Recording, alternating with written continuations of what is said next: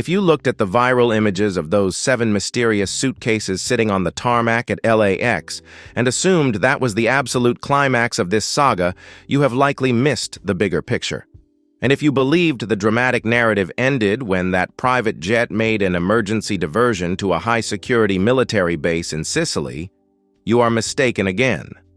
In reality, those explosive events were merely the prologue, a chaotic setup for a much more intense and calculated chapter that is only now beginning to unfold.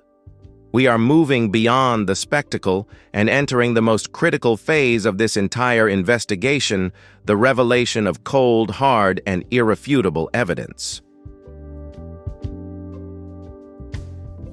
And the man who played the decisive role in this turnaround was the Sussexes' old rival, Piers Morgan, a controversial figure whose image is associated with constant warnings to the public.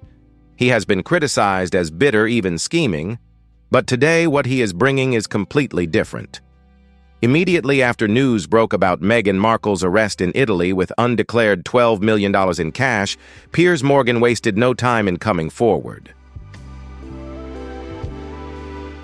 This appearance was a marked departure from his usual style. He wasn't there merely to offer personal anecdotes or subjective commentary. Instead, he arrived armed with a substantial, meticulously organized dossier that seemed to physically validate the fragmented truths that had been slowly percolating across social media platforms. With a gravity that silenced the room, Piers Morgan made a declaration that resonated with finality. "I've seen her bank records. She's ruined." The tension within the studio became so palpable that the air felt heavy, and not a single colleague dared to interject. At that moment, the noise of celebrity gossip faded away, replaced entirely by the cold authority of documents and financial figures, shocking revelations that he asserted were sourced directly from an active forensic audit currently being executed by Prince Harry's own legal counsel. The sheer magnitude of this truth was something that caught even seasoned observers completely off guard. It increasingly appeared that Prince Harry's legal team was executing a sophisticated tactical maneuver utilizing Piers Morgan as an unofficial conduit to leak privileged information before any Hollywood PR spin doctors had a chance to intervene or sanitize the narrative. The broadcast itself began in a manner that was deeply unsettling. There was no opening music, no frenetic energy, just a heavy, suffocating silence that spoke volumes. Piers sat motionless, his eyes locked onto the camera lens with a look of absolute conviction, devoid of his usual theatricality. When he finally broke the tension, his words were not a question, but a somber vindication. "I warned you all from the very beginning that this was a hoax. I warned you that those tears were nothing more than a performance." He pressed on, his voice dropping, as he addressed the audience with a mix of vindication and genuine disbelief. Even with my notorious skepticism, I never could have fathomed that she would be implicated in something of this magnitude, a sophisticated $12 million money laundering operation routed through a shadowy shell corporation in the Cayman Islands. But we are past the point of speculation. These are undeniable metrics, and they are right here before our eyes. With a deliberate motion, Piers flipped open the dossier to a specific page, prompting the studio cameras to zoom in until the text filled the screens at home. While the sensitive account numbers were heavily redacted with thick black ink to comply with legal standards, the entity listed at the top was starkly legible: Arch Illumination Limited. It was revealed to be a liquidation account held at Silicon Valley Bank, explicitly flagging an urgent wire transfer with a final destination of Dubai. These leaked files appear to serve as the final corroborating puzzle piece, validating the fragmented details that have surfaced in previous independent investigations. What we are witnessing here is not random spending, but a documented pattern of systematic withdrawals hemorrhaging from the Sussexes' joint accounts, a timeline that stretches back exactly 18 months. Piers drew the audience's attention to a critical timestamp buried in the ledger, his finger tapping the screen for emphasis. "Focus on this date," he commanded. "This isn't a coincidence. This marks the exact day the Spotify partnership was publicly terminated." The implication was devastatingly clear the very moment their primary revenue stream evaporated. She allegedly initiated a series of unauthorized transfers. This behavior cannot be dismissed as a momentary lapse or financial panic. Rather, it bears all the hallmarks of a cold, calculated diversion of assets designed to secure capital before the ship went down. What infused Piers's reaction with such visceral impact was not just shock but the chilling clarity of recognition. He knew exactly who he was looking at in that grainy LAX airport footage. He recounted a specific encounter with this woman at an exclusive media finance conference in London years prior, where she wasn't discussing public relations but was evangelizing aggressive high-stakes tax avoidance strategies tailored for the ultra-elite. "I knew the nature of her character from that very moment," he stated with grim certainty. "She was a shark in a tailored suit."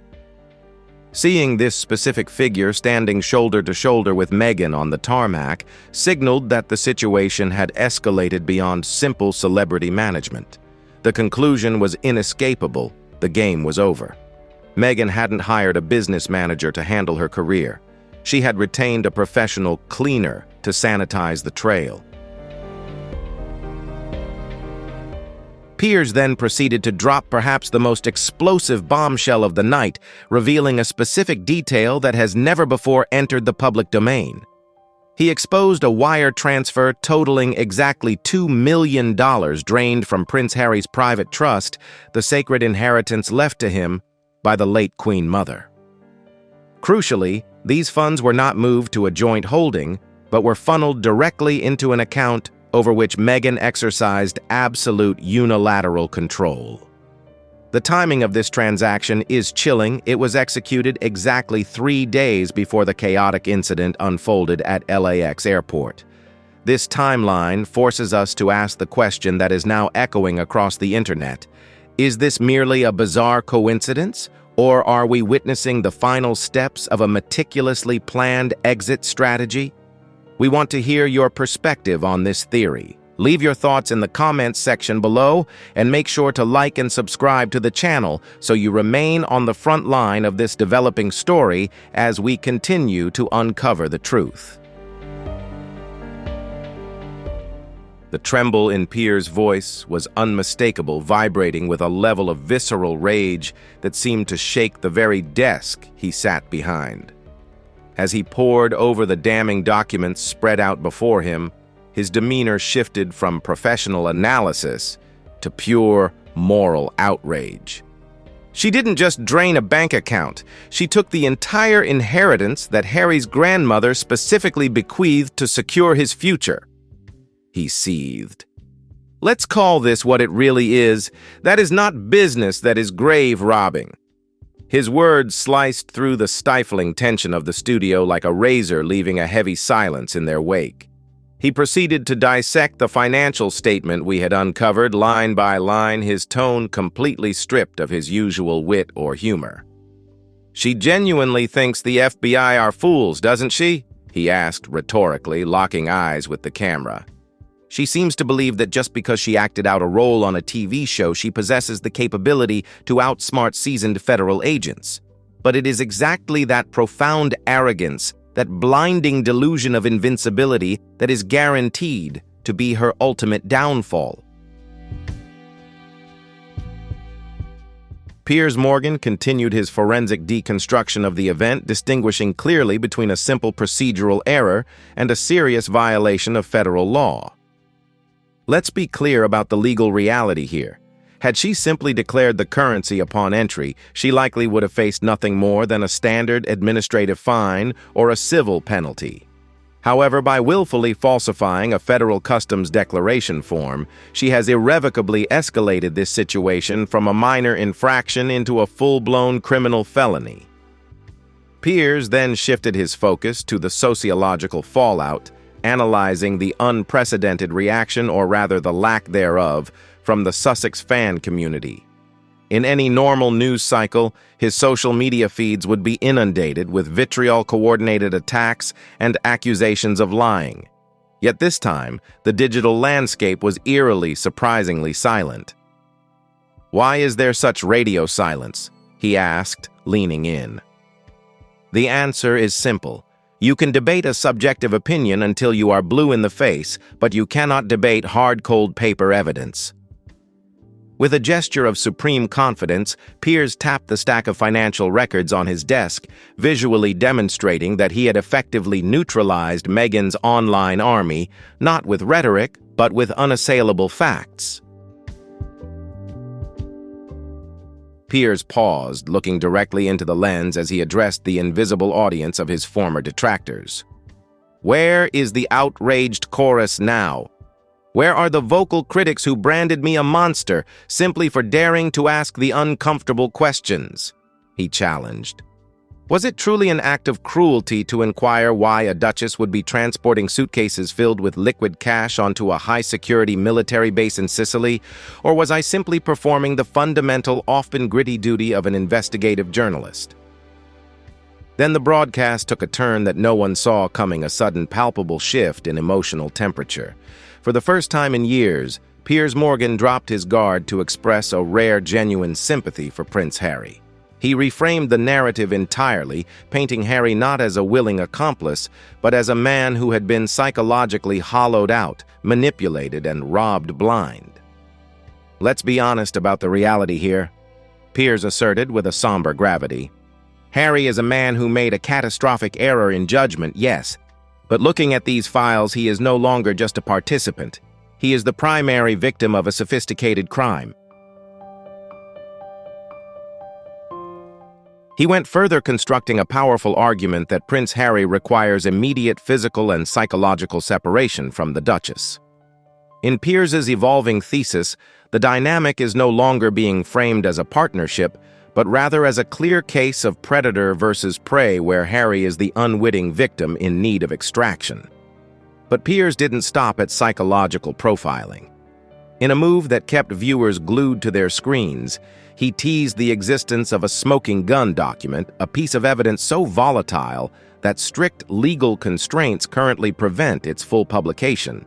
However, he made a solemn promise to unveil it in the next installment of this investigation. He described the item in chilling detail, a digital correspondence originating from Meghan's private encrypted server and directed to a high-level contact in Dubai. The timestamp is critical, dated exactly 1 week prior to that fateful flight.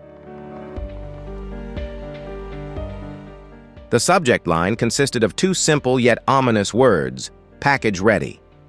Piers posited that this email serves as definitive proof of long-term premeditation. It suggests that while she was publicly smiling for the cameras alongside Harry at the Invictus Games, projecting the image of a supportive spouse, she was simultaneously operating in the shadows, sending critical logistical coordinates to her accomplices. This wasn't a spur-of-the-moment escape, it was a master plan months in the making. "She is finished," Piers reiterated with absolute conviction, punctuating his verdict by slamming the thick dossier shut on the desk with a resounding thud. This isn't just the end of her tenure as a working member of the royal family, nor is it merely the collapse of her celebrity brand. By crossing these legal lines, she has effectively signed away her own freedom. He painted a stark picture of the future, stripping away the glamour that usually surrounds the Duchess. Mark my words, the next time the world catches a glimpse of Meghan Markle, she won't be draped in haute couture or wearing a custom Dior gown on a red carpet. She will be standing before a federal judge in a court of law. And rest assured, I will be there seated front and center, documenting every single second of accountability. Piers made it clear that his intense reaction was a necessary step in validating a scandal many had dismissed. By staking his reputation on these documents, Piers Morgan has dramatically amplified the scope of this investigation, commanding the attention of the global press.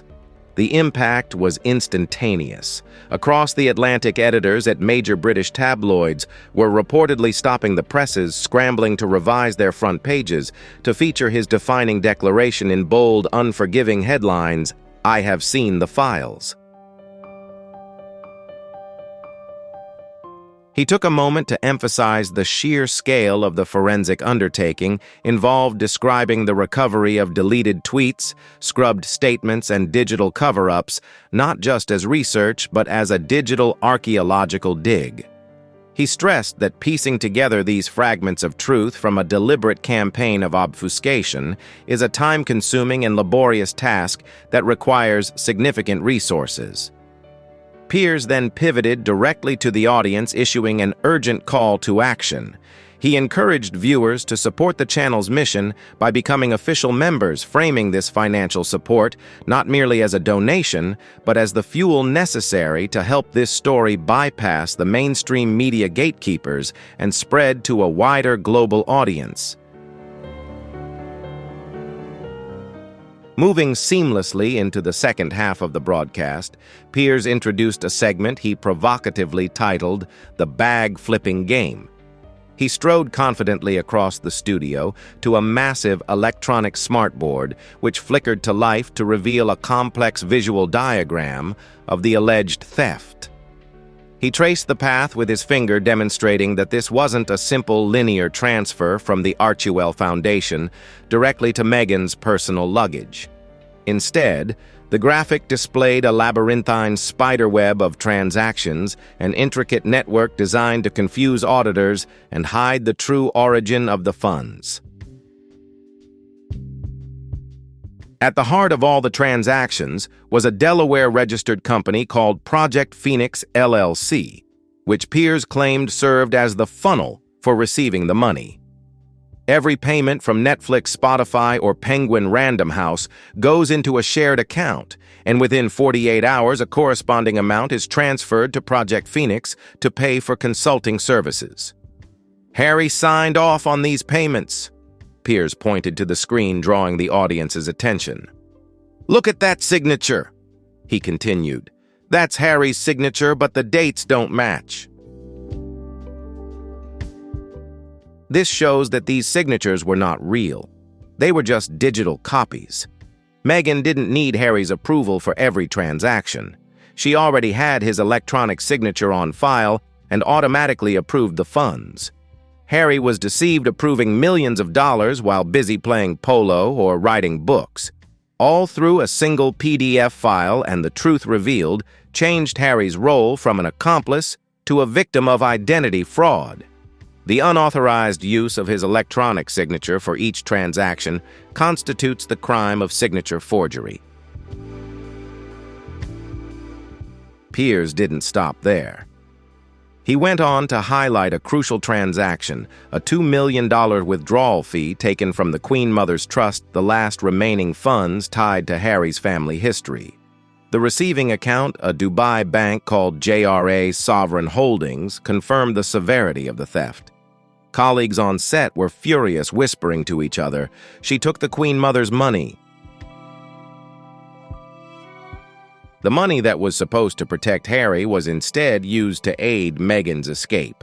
This wasn't just greed, but an act of revenge, a challenge to the organization that bestowed upon her the title she now hides behind Piers Morgan.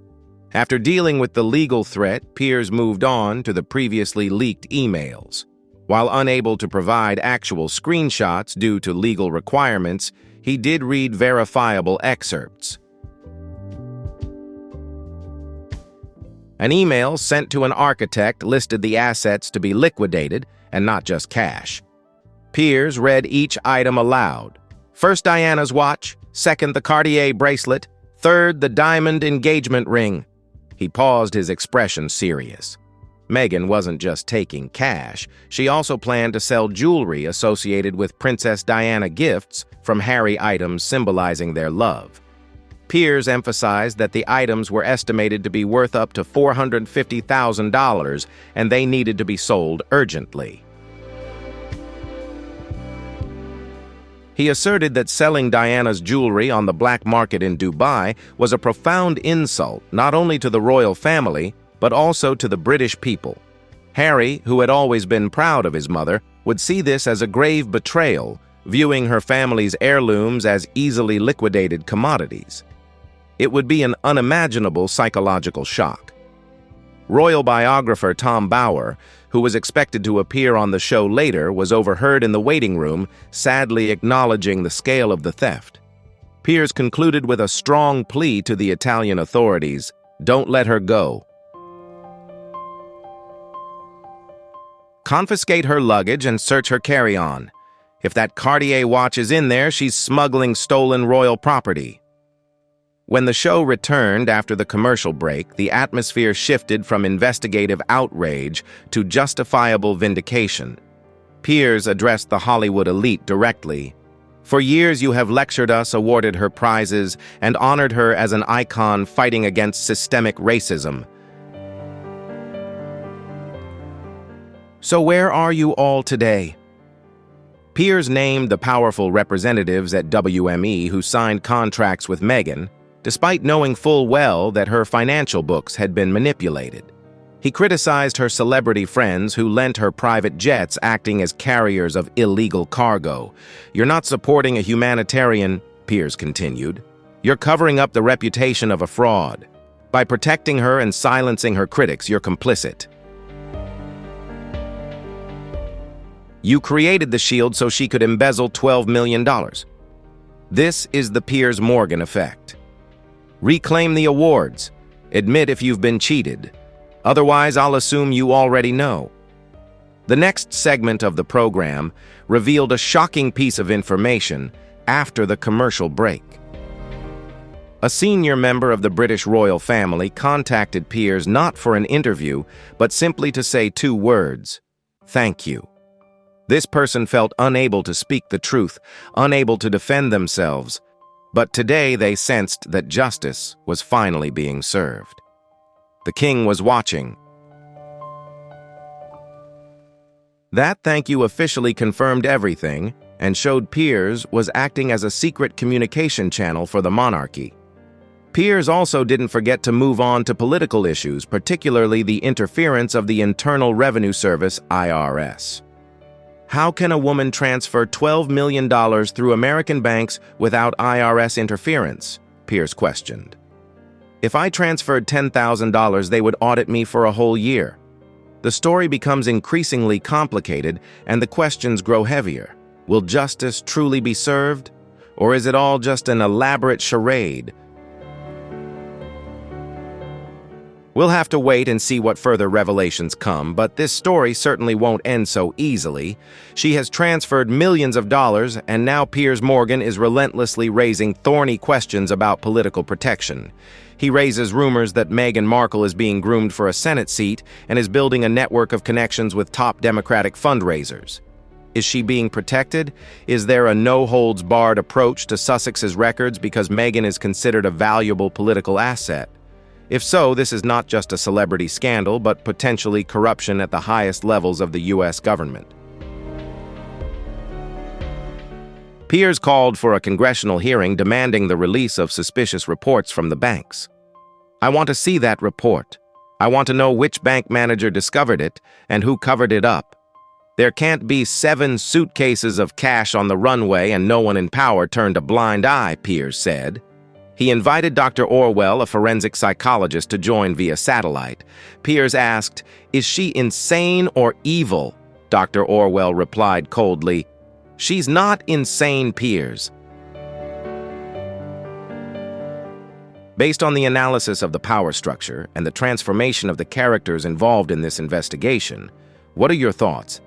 If you find Piers Morgan and the experts' arguments to be valid, please leave a comment. Number 2 in the comments section.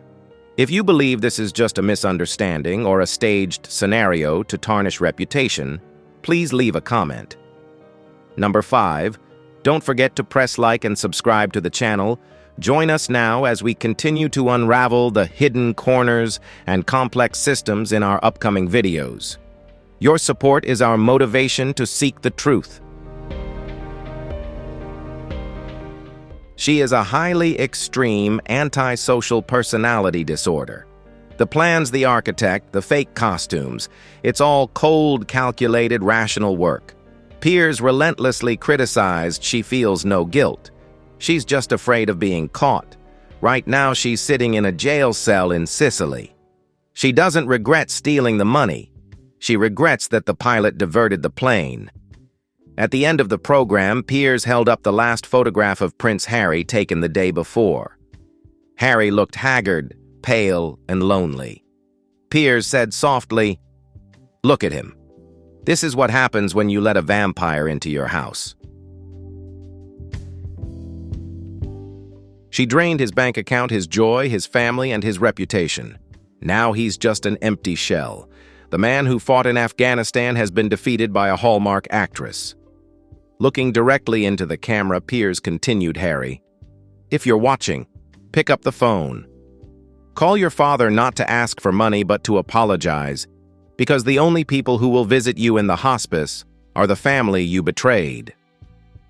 Piers went on to announce that the U.S. ambassador to Italy had arrived at the base in Sicily. Don't let them make a deal. Keep an eye on the State Department, Piers warned viewers. If they try to sneak her back to a private clinic in Malibu for burnout treatment, we'll riot. She should be in jail, not at a spa.